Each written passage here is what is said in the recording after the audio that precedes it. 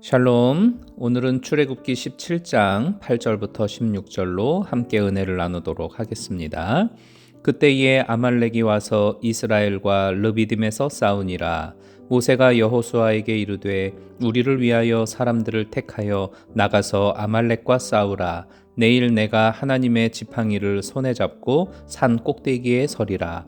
여호수아가 모세의 말대로 행하여 아말렉과 싸우고 모세와 아론과 훌은 산 꼭대기에 올라가서 모세가 손을 들면 이스라엘이 이기고 손을 내리면 아말렉이 이기더니 모세의 팔이 피곤함에 그들이 돌을 가져다가 모세의 아래에 놓아 그가 그 위에 앉게 하고 아론과 훌이 한 사람은 이쪽에서 한 사람은 저쪽에서 모세의 손을 붙들어 올렸더니 그 손이 해가 지도록 내려오지 아니한지라.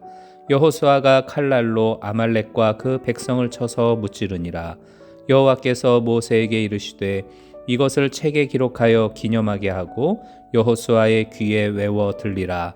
내가 아말렉을 없이 하여 천하에서 기억도 못하게 하리라. 모세가 제단을 쌓고 그 이름을 여호와 니시라 하고 이르되 여호와께서 맹세하기를 여호와가 아말렉과 더불어 대대로 싸우리라 하셨다 하였더라. 아멘. 산 넘어 산이라는 말이 있습니다. 하나의 문제를 겨우 해결했다고 생각했는데 곧이어 더 큰 문제가 파도처럼 밀려올 때 우리는 깊은 한숨을 내쉬게 되지요.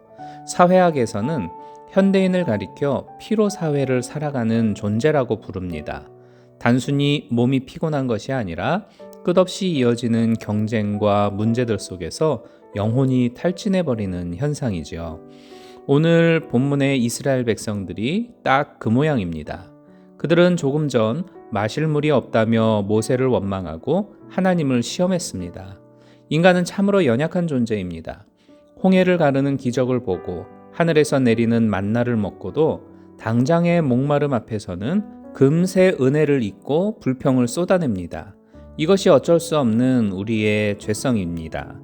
그런데 그들의 불평이 채 끝나기도 전에 아말렉이라는 더 큰 위기가 닥쳐옵니다.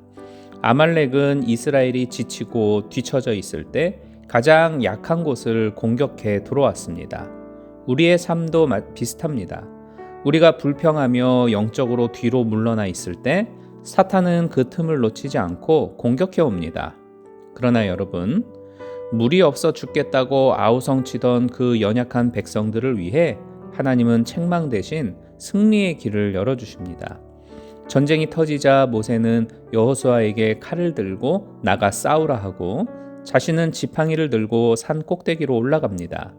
이것은 매우 영적인 중요한 원리를 우리에게 보여주죠. 기독교 신앙은 현실을 도피하는 것이 아닙니다. 여호수아처럼 치열한 삶의 현장에서 최선을 다해 싸워야 합니다. 하지만 그것만으로는 이길 수가 없지요. 모세처럼 기도의 손을 높이 들어야만 합니다. 산 위에서 모세의 손이 올라가면 이스라엘이 이기고 손이 내려가면 아말렉이 이겼습니다.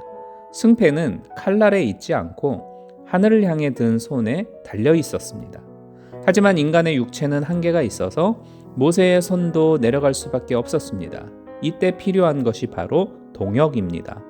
아론과 훌이 양 옆에서 모세의 팔을 붙들어 주었을 때 그 손은 해가 지도록 내려오지 않았고 결국 승리했습니다. 2025년 한 해에 여러분은 얼마나 치열하게 달려오셨습니까? 때로는 내 힘으로 감당할 수 없는 아말렉을 만나 좌절하고 기도의 손조차 들 힘이 없어 낙심하지는 않으셨는지요? 그러나 낙심하지 마십시오. 우리에게는 나의 연약한 팔을 붙들어줄 신앙의 공동체가 있고 무엇보다 말할 수 없는 탄식으로 우리를 위해 친히 간구하시는 성령님이 계십니다.